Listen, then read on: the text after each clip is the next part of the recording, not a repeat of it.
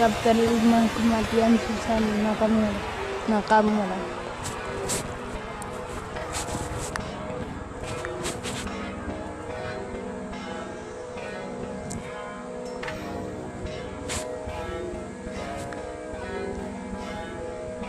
Kematian Susan Nakamura, seorang pemilik toko elektronik yang berdarah Jepang, menggigitkan mereka bisa diterima. Gadis cantik berusia sekitar 25 tahun itu ditemukan terkapar tak bernyawa di rumahnya dalam keadaan berdarah karena luka tusukan pisau di berbagai bagian. Di beberapa bagian kedua mata melotot dan mulut tersumpal kain. Kematian disimpulkan sebagai kematian akibat pembunuhan sebab hasil visum menunjukkan luka bekas ketikan di area leher. Motif pembunuhan masih belum diketahui. Pihak penyidik membuat banyak spekulasi mengenai motif kematian pengusaha kejadian diketahui masih berstatus pelaku itu dugaan sementara. Pembunuhan dilakukan oleh sejumlah oknum pencuri yang hendak mencuri barang-barang berharga milik gadis cantik itu. Namun banyak pihak yang menyaksikan sebab tidak ada satupun barang berharga milik korban yang hilang. Motif dendam menjadi dugaan kedua yang disimpulkan para penyidik melihat banyak seorang Susan Nakamura adalah sosok cantik kaya dan kaya raya yang tak ayal banyak iri dengan mungkinnya nasib gadis itu. Walaupun kemungkinan tersebut juga masih disaksikan. Susan Nakamura adalah seorang gadis anak tunggal dari sepasang pengusaha sukses di kampung Delima.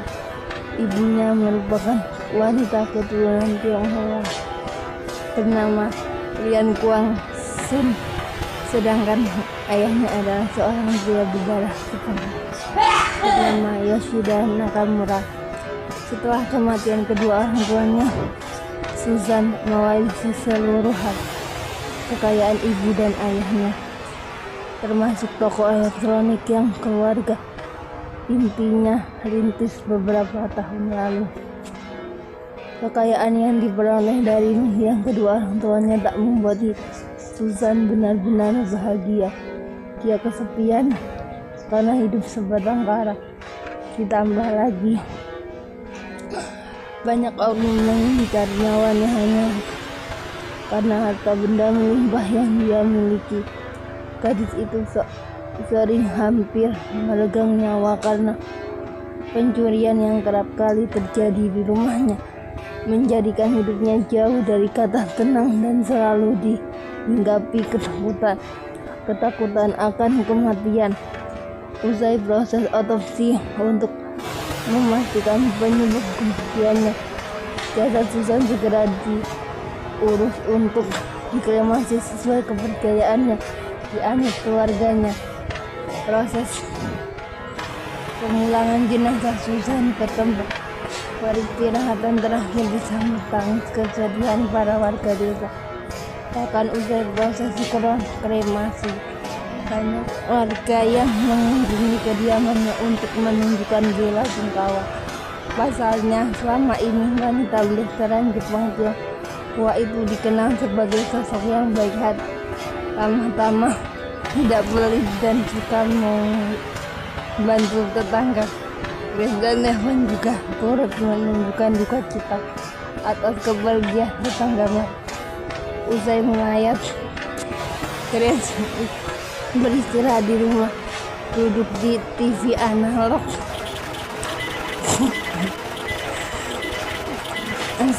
Duduk di depan TV analognya, menampilkan berita di layar hitam putih guna melepas penat.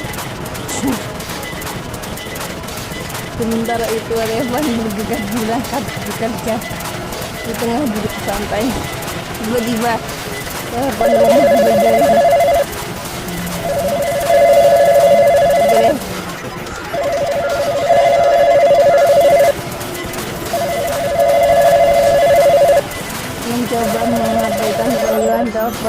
sedang tidak ingin diganggu. Namun suara dering telepon rumah yang terdengar berkali-kali membuatnya terkejut dan akhirnya memutuskan untuk menjawab panggilan tersebut.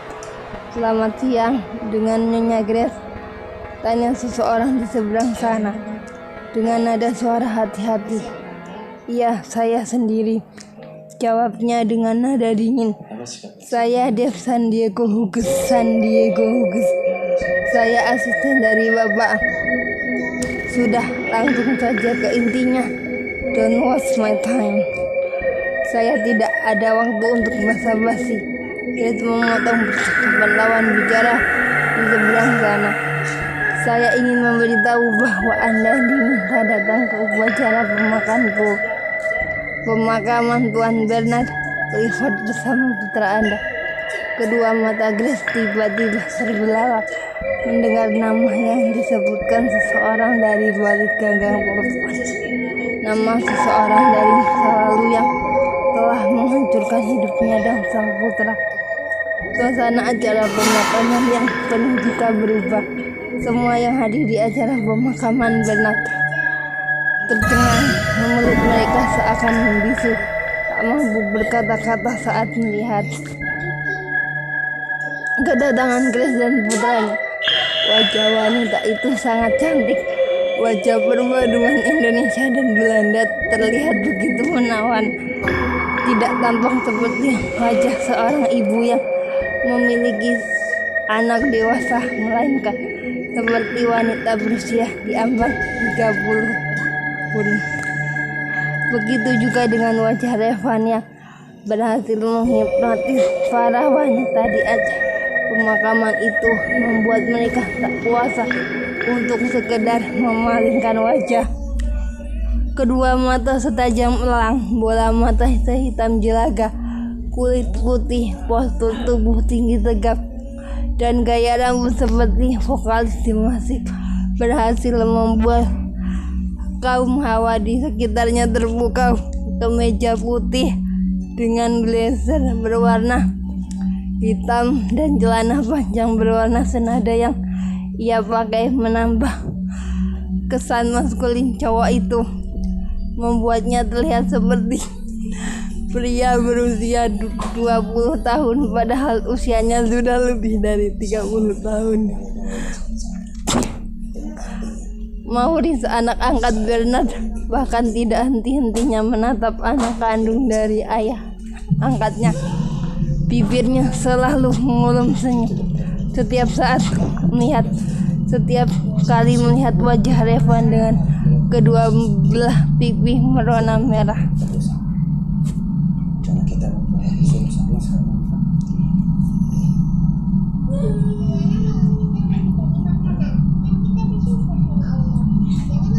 Namun Revan tidak peduli. Kedua matanya fokus menghadap ke depan dengan pandangan yang sibuk menatap barisan pepohonan kamboja di area pemakaman. Tidak mengindahkan satupun. Belasan mata yang menatapnya penuh kekaguman. Bernard memang memutuskan untuk tinggal di negeri ini setelah mendapat kabar bahwa negeri yang pernah menjadi negaranya merdeka. Rasa bersalah membawanya kembali menginjakan kaki di negeri 1000 pulau yang terletak di benua Asia Tenggara, berharap dapat meminta maaf dan menebus kesalahan pada seorang gadis yang hidupnya pernah dia hancurkan hanya untuk memenuhi nafsu sesaat. Hingga di ujung usia dia baru mendapatkan informasi tentang Grace dan putra mereka.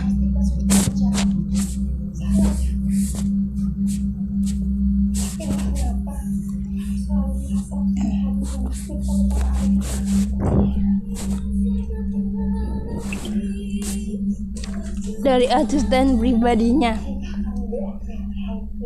Dev Sandiego Huges.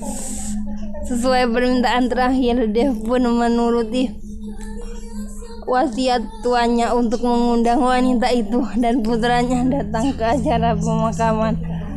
Setelah upacara pemakaman selesai, Dev segera memberikan sebuah map coklat berisi sebuah dokumen pembagian warisan untuk Revan dan Maurice.